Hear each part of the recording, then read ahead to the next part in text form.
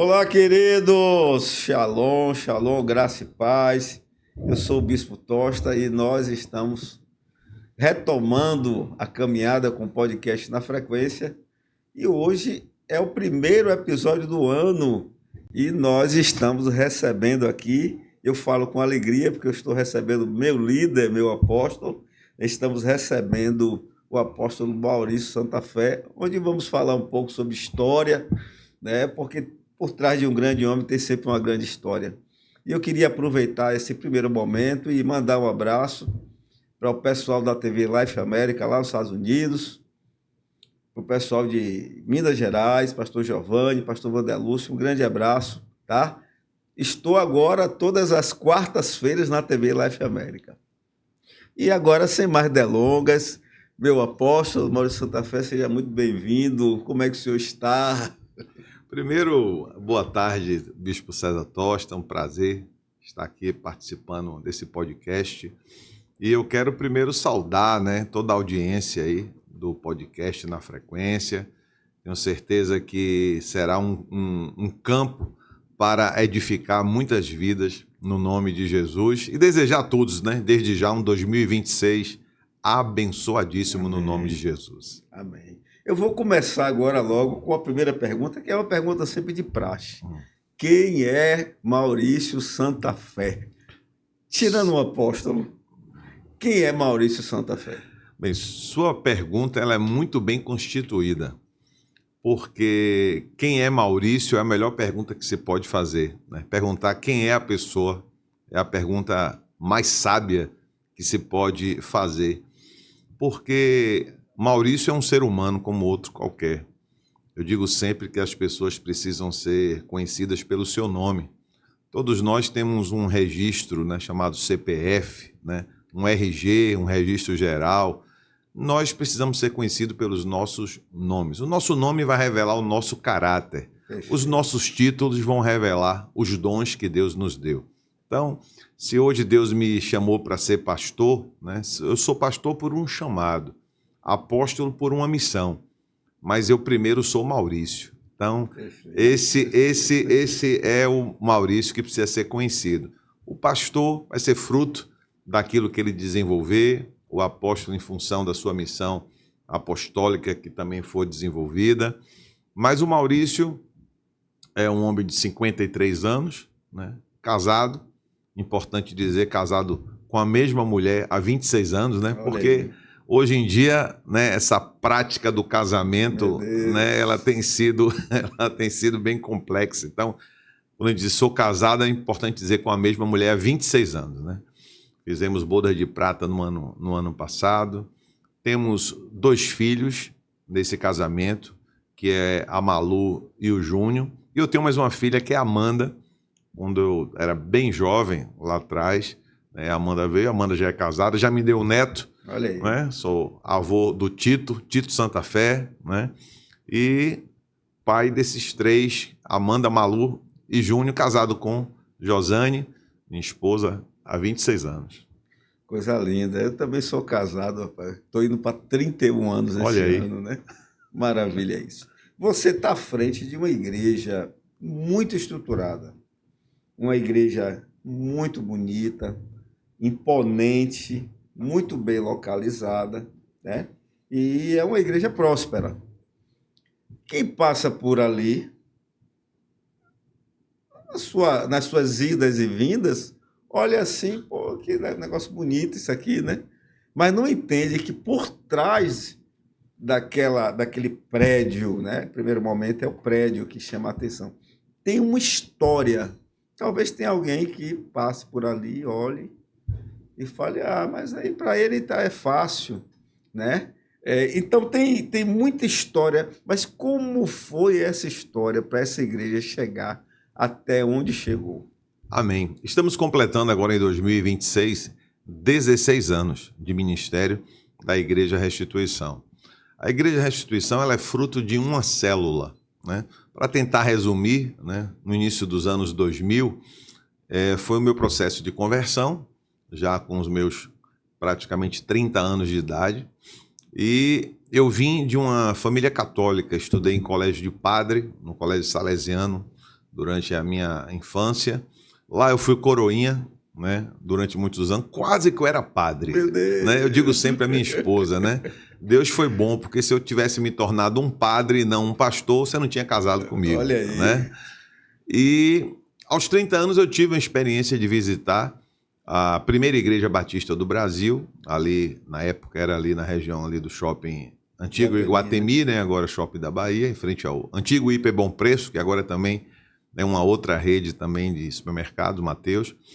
E ali iniciou a minha caminhada, né, com o Evangelho, um Evangelho verdadeiro. Né? Eu digo sempre que eu conheço Jesus desde o início da minha vida, desde que eu me entendo por gente, porque, né, fui criado na família católica, estudei em colégio, né, católico, colégio de padre, então eu conheço Jesus desde que eu me entendo por gente. Só que o Jesus que eu conheci durante muito tempo era um Jesus que ainda estava preso no madeiro, né?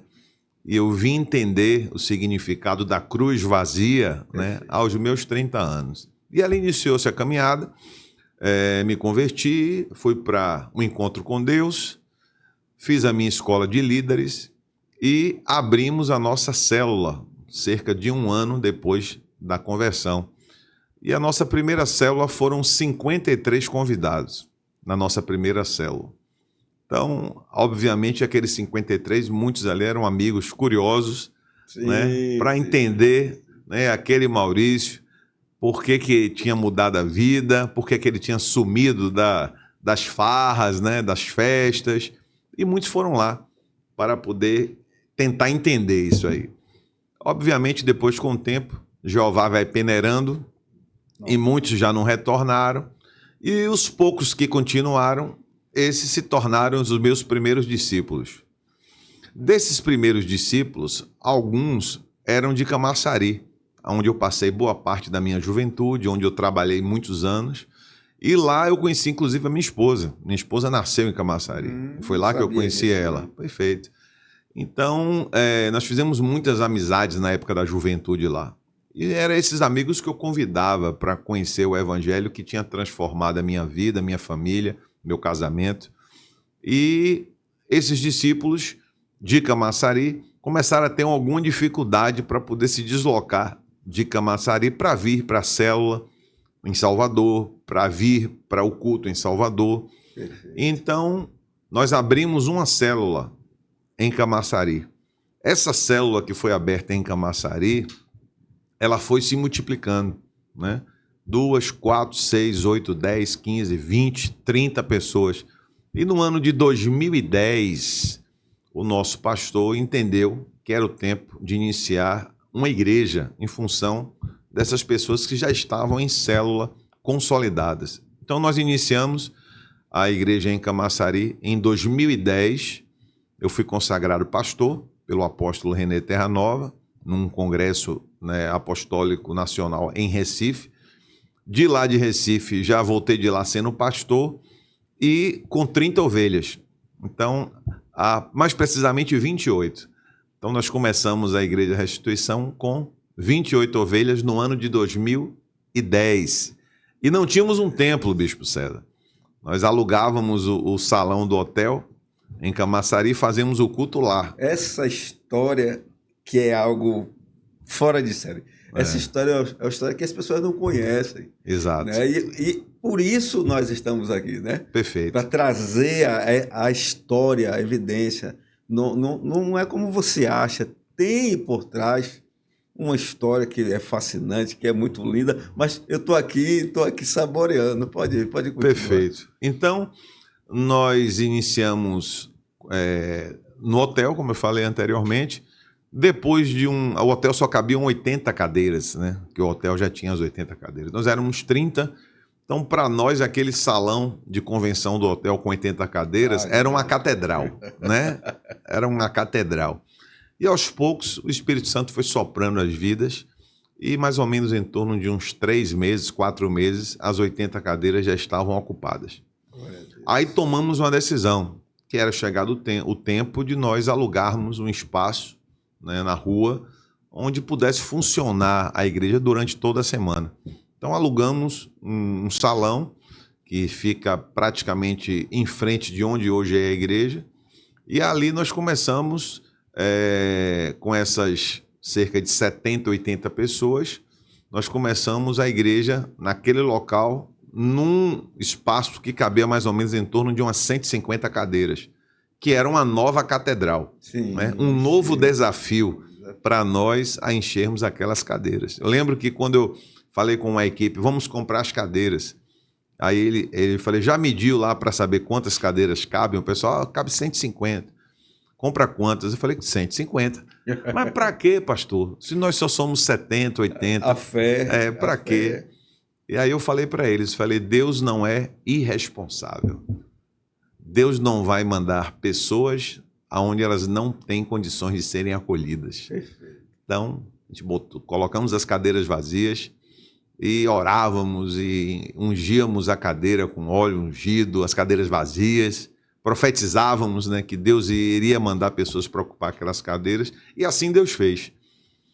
Enchemos cerca de 1 ano e meio, mais ou menos, esse lugar já ficava cheio, 150 cadeiras já estavam cheias, e aí Deus abriu uma porta para nós comprarmos um terreno, que é esse terreno onde nós estamos hoje com a igreja. Ali antigamente era uma chácara. Você recorda o ano? 2012. Nós compramos aquele terreno, 14 anos atrás. Compramos o terreno, conseguimos financiar o terreno para pagar em 10 anos, 120 meses. Compramos o terreno. E aí fomos para o sacrifício e chegou uma hora que, como não cabia mais lá na igrejinha lá de 150 lugares, nós começamos a fazer os cultos no terreno. Passamos a máquina, o trator, nivelou e começamos a fazer o culto no terreno, e ali sem parede, sem teto, né? Meu Deus. Era uma igreja muito engraçada. Não tinha teto, não tinha parede, não tinha nada, né? E deixávamos as cadeiras e o som do outro lado da rua, onde era a igreja. No dia do culto, carregava tudo, colocava do outro lado, passava o fio com energia, porque no terreno não tinha energia, pelo meio da rua, o fio ficava no meio da rua, caminhão, ônibus, carro passando por cima desse fio. E ali começamos a igreja onde é hoje, né?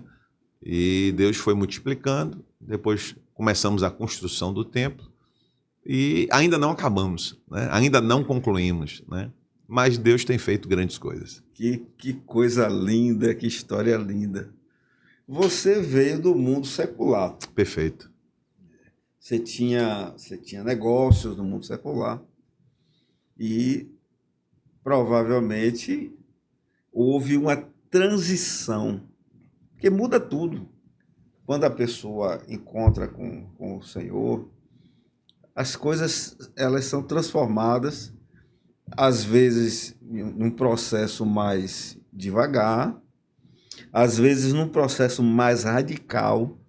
Com você, como é que foi essa transição? Foi rápido? Foi aos poucos? Não existe transição rápida, né? Eu não acredito que há uma transição rápida, né? Não é varinha de condão, né? Não é pirlim-pim-pim. Então, tudo é cada dia de glória em glória, né? O Espírito Santo vai transformando. Mas nós somos frutos das nossas decisões, né? Tem uma palavra que norteia esse início da caminhada, que está lá no Salmo 37, versículo 5. Vou até falar para você que está aí agora, ouvindo esse podcast. Quem sabe essa mensagem aí não é para você, aí agora que está escutando, está assistindo agora essa mensagem. Salmo 37, versículo 5, norteou a minha decisão. E diz assim: entrega o teu caminho ao Senhor. Confia nele, no mais, tudo ele fará. Foi essa palavra que norteou a minha decisão. E ali nós iniciamos verdadeiramente, né, a assumir esse papel de pastor. Como você disse, eu tinha algumas outras atividades. Logo na minha conversão, eu abri mão de algumas, porque eu tinha um trabalho na área de produção artística e secular, né? Então era incompatível com a decisão de ter me convertido. Então isso aí a gente abriu mão, a gente fazia produção de shows, tinha blocos de carnaval, né? Então isso aí já era incompatível. Então isso aí a gente já abriu mão no início da caminhada com essa área de produção artística. E esse conflito interno, houve um sentimento de perda, de dizer, pô, vou deixar isso aqui? Não, quando a gente entende o chamado, né, não tem conflito naquilo que a gente entende que não pertence ao Deus que nós conhecemos, né? Então, nessa parte não há conflito. Mas eu permaneci com atividades comerciais normais. Eu tinha as franquias da Casa do Pão de Queijo aqui na Bahia e em Sergipe. Ao todo eram 7 lojas, com mais ou menos 120 funcionários. E ali eu permaneci ainda na minha caminhada do Evangelho e com as atividades comerciais ainda nessa área de alimentação, que eram as franquias da Casa do Pão de Queijo. Nós tínhamos lojas no Salvador Shopping, tínhamos lojas no aeroporto, tínhamos lojas no Hiper Bom Preço, no Bom Preço Pituba, no Extra, lá em Aracaju, Shopping Jardins. Então, isso aí a gente manteve. Mas chegou uma hora, né, com o chamado pastoral, que ali a gente foi confrontado por Deus, porque a atividade comercial ela requer, né, muito tempo, muita dedicação, e ali a gente ficou naquele impasse, né? Avança com o ministério, para avançar precisa renunciar à atividade comercial. E ali foi quando, né, o Espírito Santo falou ao nosso coração, no meio da minha esposa, e a gente decidiu abrir mão das atividades comerciais, e aí vendemos, na época, todas as 7 lojas. Graças a Deus, vendemos muito bem vendidas. E ali investimos, né, na área de imóveis para poder você ter uma renda com locações, né, e poder tocar o ministério. Então, hoje, basicamente, temos essa atividade, né, que não requer muita dedicação, que é essa área imobiliária, né, que é a locação dos imóveis, e ficamos por aí falando de Jesus, né? É interessante, Bispo César, que nesses 16 anos, né, como um pastor e mais de 20 anos, né, como cristão evangélico, Deus já nos soprou para 34 nações. Uau. Para falar do evangelho, né? Então já rodamos aí todos os continentes. Aliás, o único continente que eu não fui é a Oceania, né? Mas os demais, da Ásia, Japão, Coreia, né, Índia, né, a África, alguns países da África, né, a América do Norte, a América do Sul praticamente toda, e vários países, a maioria dos países da Europa, Deus já nos levou para falar do evangelho, tudo em função dessa renúncia, né? E você falou aí agora da Igreja Restituição, né?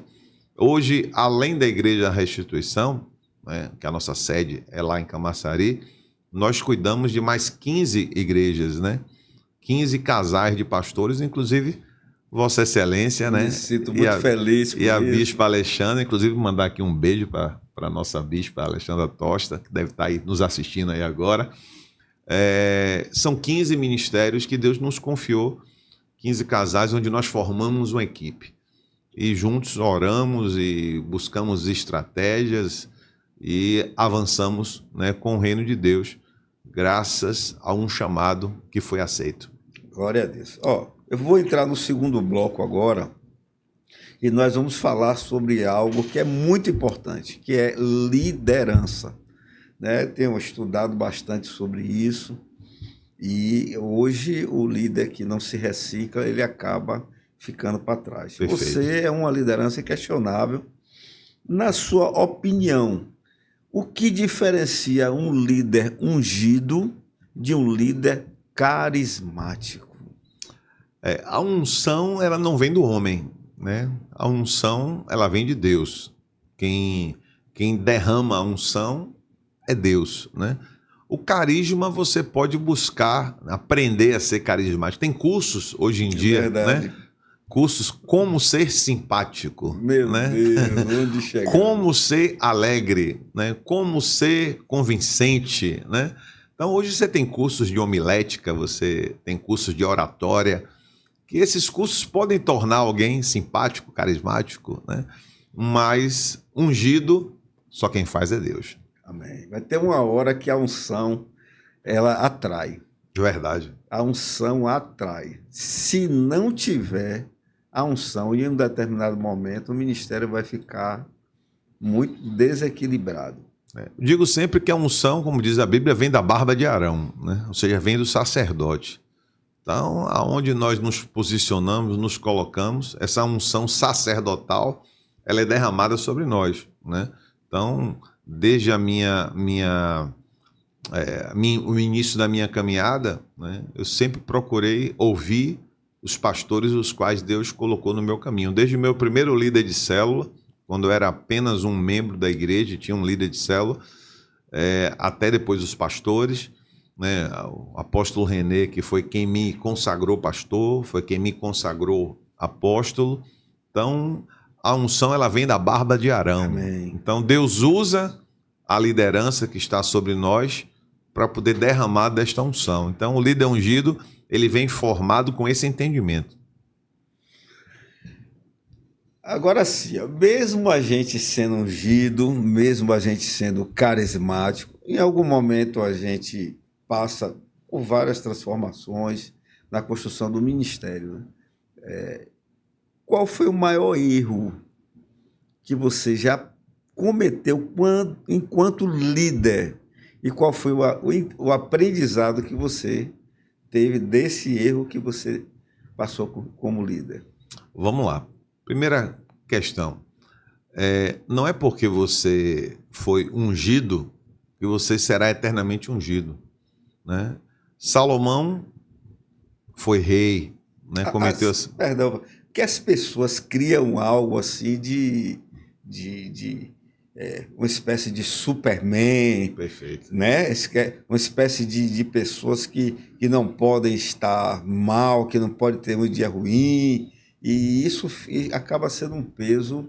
Eu me recordo de um pastor, nós fomos para Islavec, lá no Rio de Janeiro, e ele estava falando sobre isso, sendo tratado lá, escola de pastores, e passou depois ali uns 15 dias da Islavec e ele se suicidou, pelo peso que colocaram nele, né? Então, a profundidade dessa pergunta, entendeu?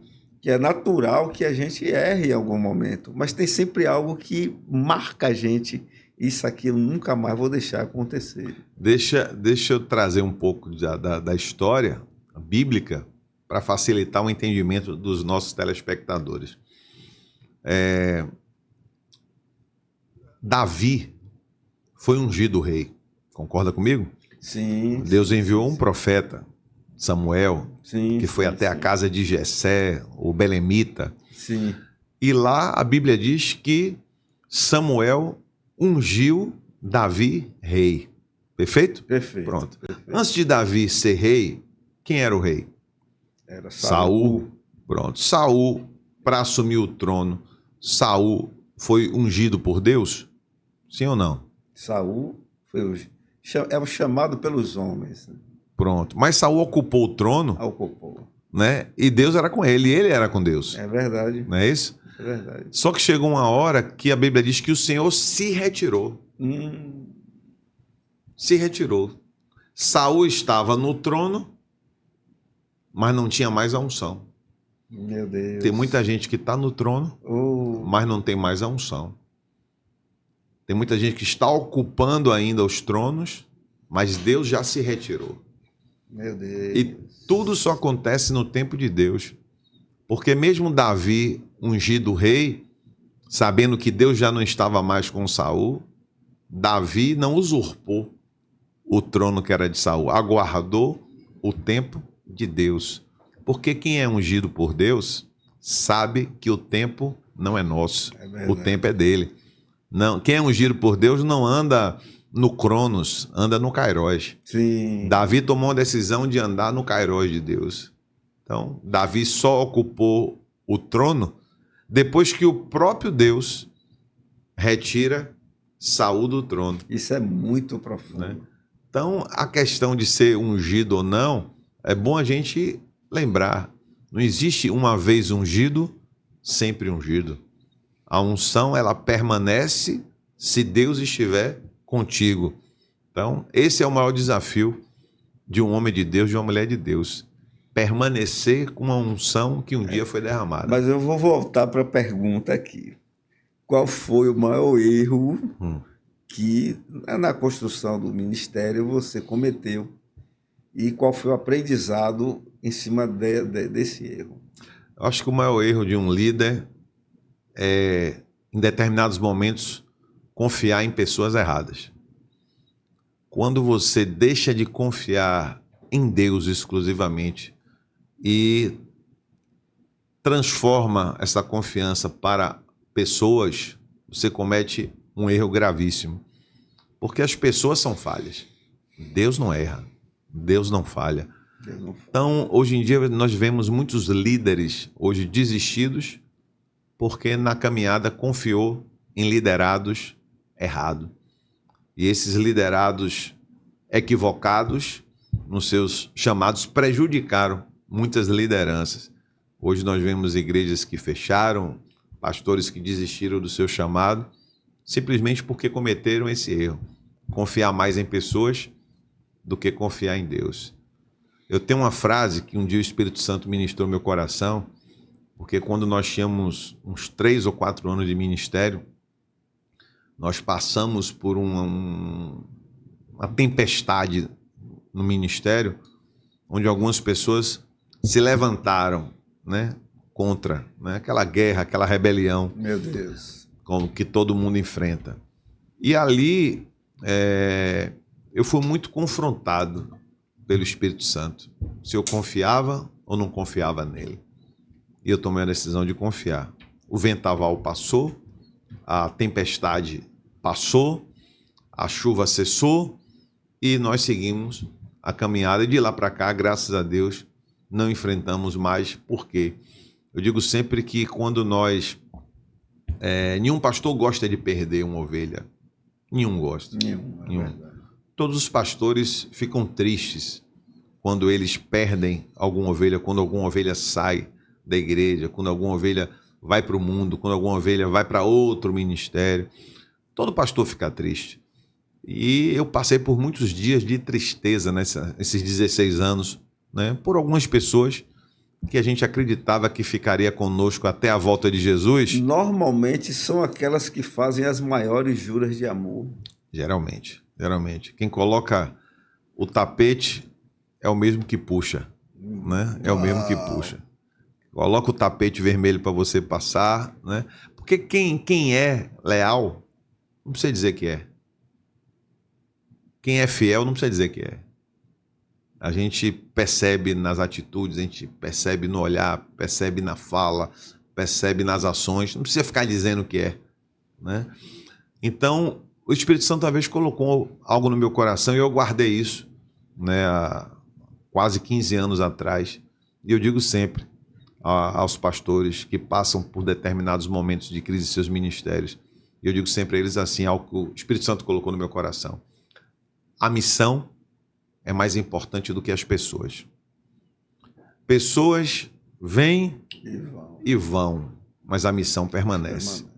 Então, os pastores precisam entender isso, que a missão será sempre mais importante do que as pessoas. Quem entender a sua missão vai ficar contigo até Jesus voltar.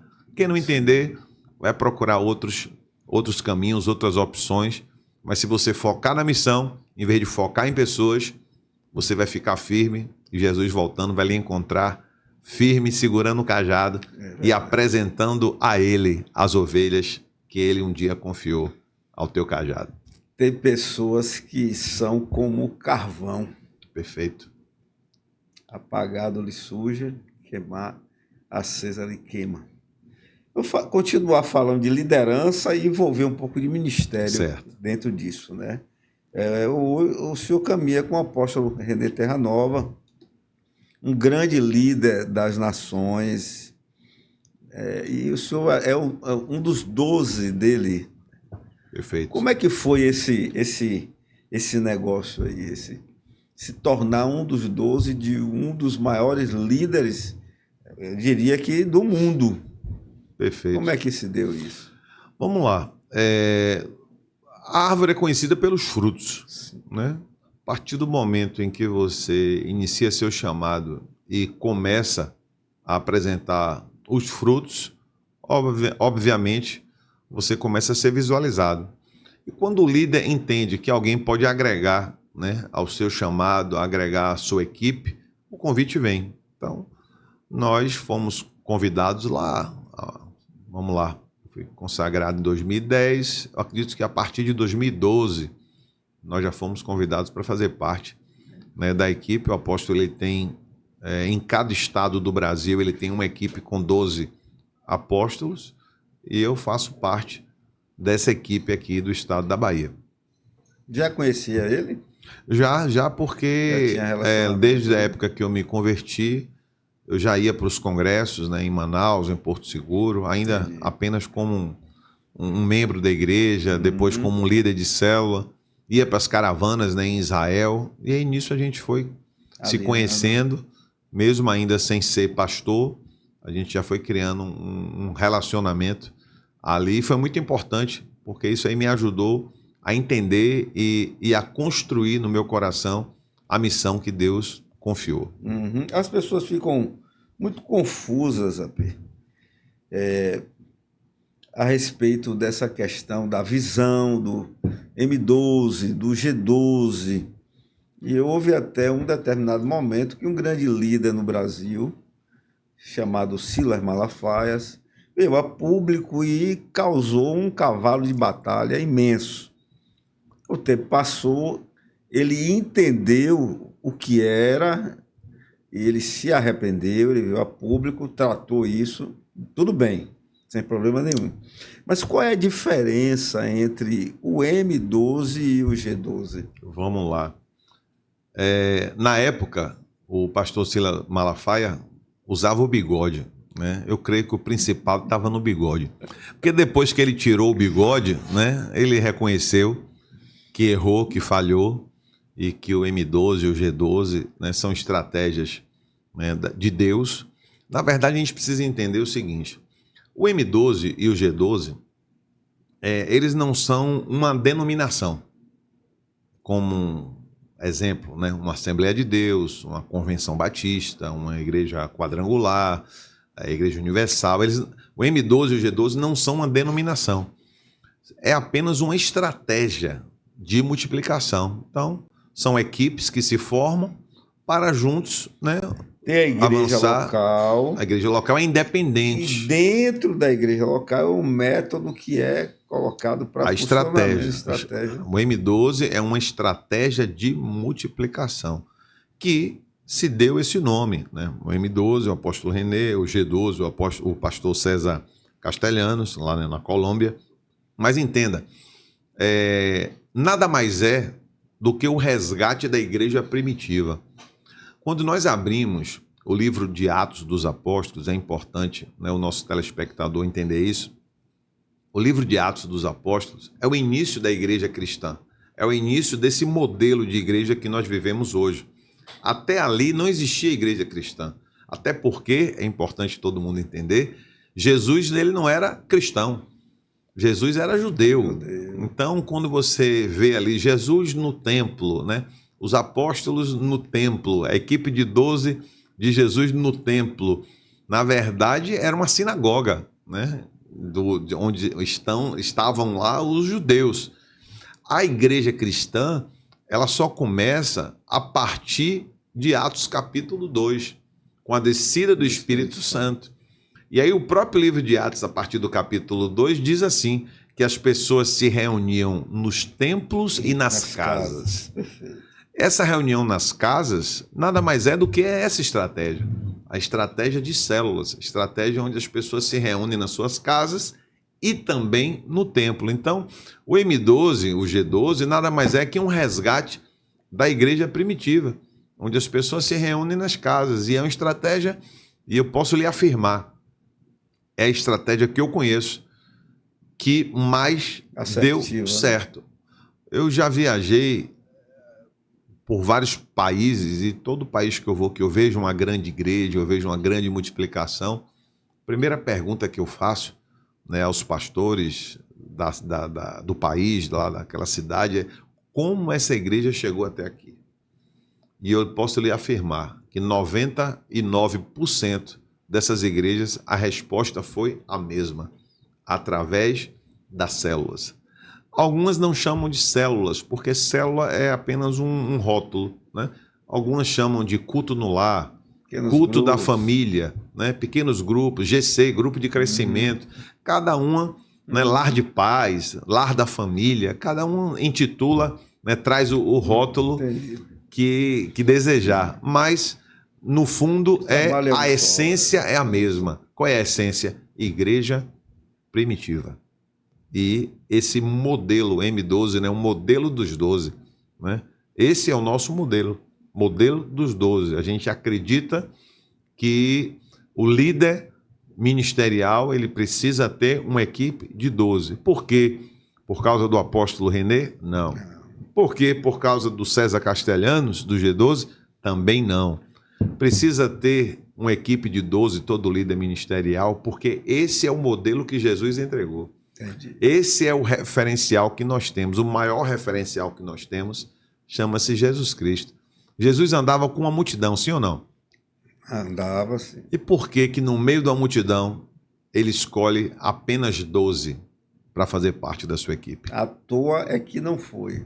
Porque 12 é o modelo de Deus. Formato, é. 12 é o modelo de Deus. A primeira vez que se fala em 12 na Bíblia está em Gênesis, quando Deus diz haja luz e a luz é criada, e ali diz assim, primeiro decreto de Deus, né, que haja luz, e ali diz que Deus separou 12 horas para o dia e 12 horas para a noite. Por que não poderia ser 10 horas para a noite e 14 para o dia? Verdade. Né? Para a gente, né, ter mais Verdade. tempo com luz e menos tempo... tinha pensado. Não é? Então, por quê? Porque 12 é um modelo de Deus. Né? Aí depois a gente vai mais para frente. A gente chega ali quando Deus inicia em Israel um modelo. Divide Israel em tribos. Quantas tribos foram? 12. Por que não foram 13? Por que não foram 14? Por que não foram 10?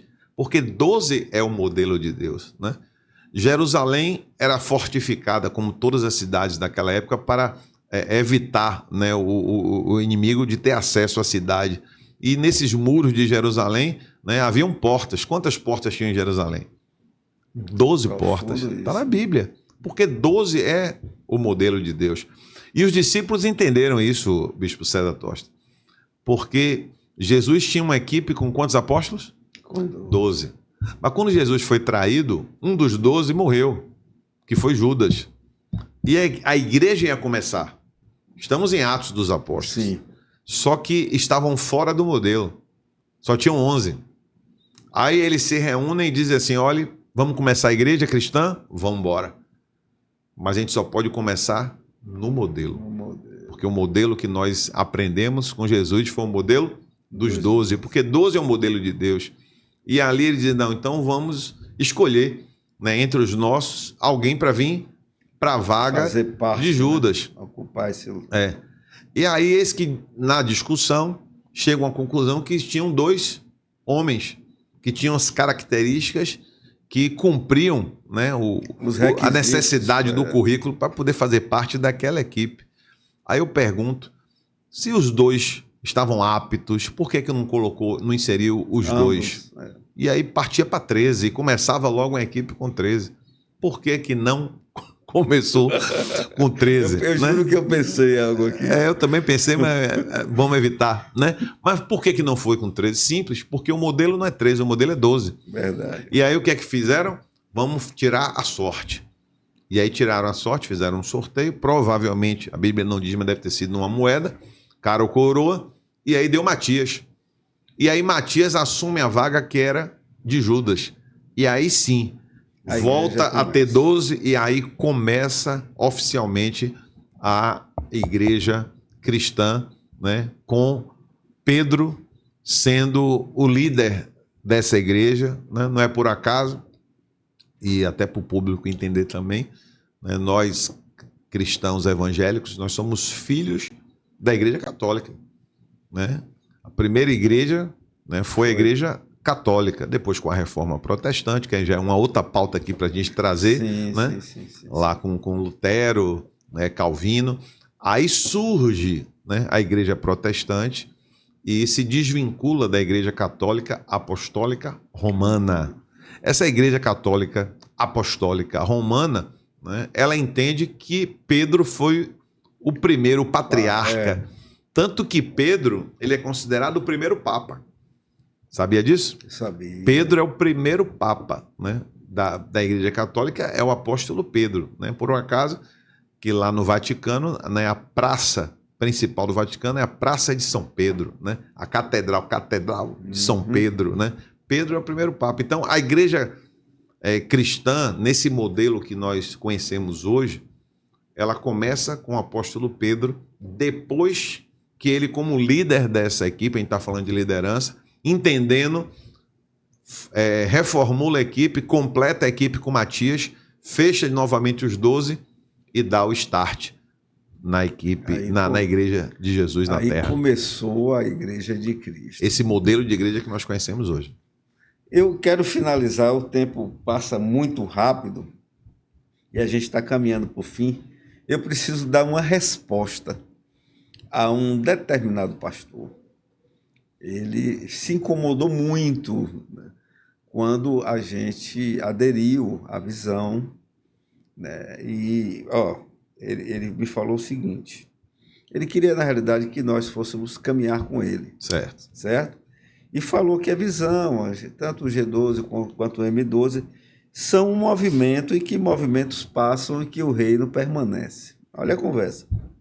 Honra não é prisão, já vai deturpando o princípio de honra. Submissão não é silêncio cego, e que Deus não rompe para destruir, mas Deus rompe para amadurecer. E eu quero até aproveitar a oportunidade e em público aqui para dizer que não houve rompimento meu com o pastor Antônio Cirilo. Perfeito. Né? Então, assim, eu sei que o cuidado dele foi dizer que até a meu favor e tal, mas não houve um rompimento meu com o pastor Cirilo. Até porque o pastor Cirilo, que é meu amigo, sim, né? sim. Ele que orientou, ele abençoou, né, a vinda de vocês. Na ocasião, foi um momento, uma fase específica da vida dele, né, que eu entendi que ele precisava viver de um determinado formato e que eu precisava viver de um formato um pouco diferente. Até porque também nós nos reunimos uma vez no ano e não importa de eu ir a essa reunião anual, né, estar lá com ele, desfrutar daquela maravilha que é aquele momento, né, da Conferência Poderoso Deus, mas através de oração, não foi uma coisa que nós pensamos assim, eu vou fazer isso. Não foi assim. A gente já vinha orando, já vinha buscando de Deus, já vinha... Então, não houve uma ruptura com o pastor Cirilo. O que houve foi assim, sabe? O pastor Cirilo falando assim, eu autorizo você a caminhar com o apóstolo Maurício Santa Fé, ele está mais perto, vai cuidar de você melhor, eu estou por aqui. Inclusive, eu quero falar que eu tenho um relacionamento muito bom com o pastor Cirilo, falo com ele praticamente toda semana, conversamos, e ele vai vir participar do programa aqui, quando estiver na Bahia, né? Mas, assim, eu entendi que eu preciso dar uma resposta, né, a ele, mas eu queria te ouvir primeiro. O que o senhor falaria no meu lugar? Eu falaria para esse pastor que Deus perdoa o tempo da ignorância e que ele busque em Deus sabedoria, busque em Deus discernimento no espírito, para ele entender a verdade. E eu vou orar por esse pastor para que um dia as escamas dos olhos dele caiam e ele possa avançar, possa crescer, possa multiplicar. Porque eu tenho, não sei nem quem é, mas eu tenho certeza que com esse pensamento, muita coisa no ministério dele deve estar atada. E um dia Deus vai desatar, as escamas vão cair e ele vai poder viver o melhor de Deus nessa terra. Pronto, o corte vai ser garantido e enviarei a mensagem em loco. Tá chegando ao final, nosso primeiro podcast do ano. Passa muito rápido o tempo. Eu quero agradecer pela presteza de estar conosco aqui. Sei que sua vida é uma vida corrida, né? E agradecer mesmo de coração, deixar um abraço para a minha apóstola Josane, todo o ministério, tá? E como é de praxe, a gente finalizar com uma oração, mas antes da oração, eu queria que o senhor deixasse as palavras finais aí ao público, tá? O convite para conhecer a igreja, o ministério, as redes sociais, por favor, fique à vontade. Amém. Glória a Deus. Saindo daqui, estou indo agora ministrar num culto de ação de graças dos formandos em medicina da Escola Baiana, lá no auditório do SECBA, né, lá no Costa Azul. Estou indo para lá agora para ministrar nesse culto de ação de graças desses 112 novos médicos, né, que a Escola Baiana de Medicina está formando nesse ano. Mas vamos orar e olhando para ali, para aquela câmera, olhando para você que está aí nos assistindo, eu tenho uma palavra de Deus que eu estava meditando num caminho vindo para cá. Deus, quando chama Abraão, ele diz para Abraão: sai da tua tenda e olha para o céu. Conte as estrelas, se assim pode contar. 2026, e eu agradeço o Bispo César, né, por nós estarmos aqui na primeira edição do podcast desse ano, a primícia do podcast nesse ano de 2026, nós estarmos aqui como convidado. Mas baseado nessa palavra, eu quero dizer para você que está assistindo, 2026 está só começando. Saiam das tendas que impedem você olhar para o céu, porque a Bíblia diz que é do céu que virá o nosso socorro, é do céu que vem a promessa.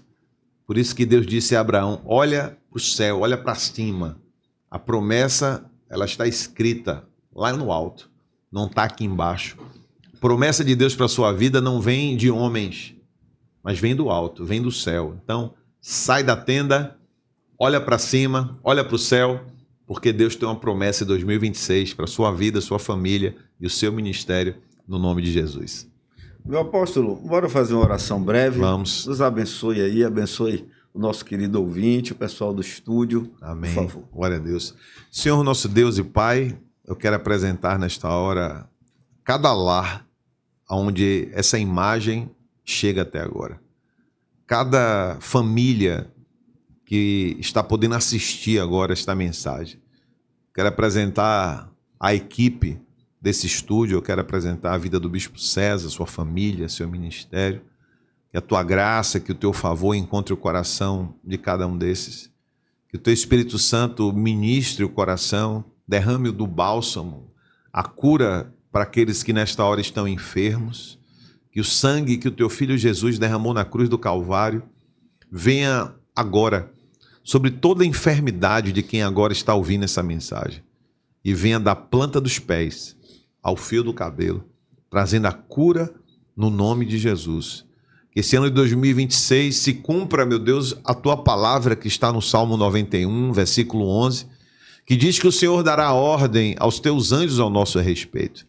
Que todos os dias aqueles que estão ouvindo agora esta mensagem, os teus anjos estejam acampados, retirando toda a cilada, toda a armadilha que o inferno preparar, partindo todo o laço de principados e potestades. Que os teus filhos e as tuas filhas andem por pastos verdejantes, por veredas tranquilas e possam ter na tua palavra a luz para o seu caminho.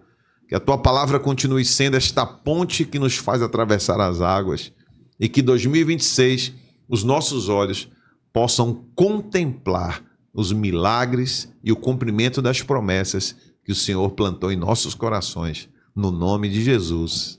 Amém. Amém. Amém. A câmera aqui comigo. Nós estamos finalizando o primeiro podcast do ano 2026.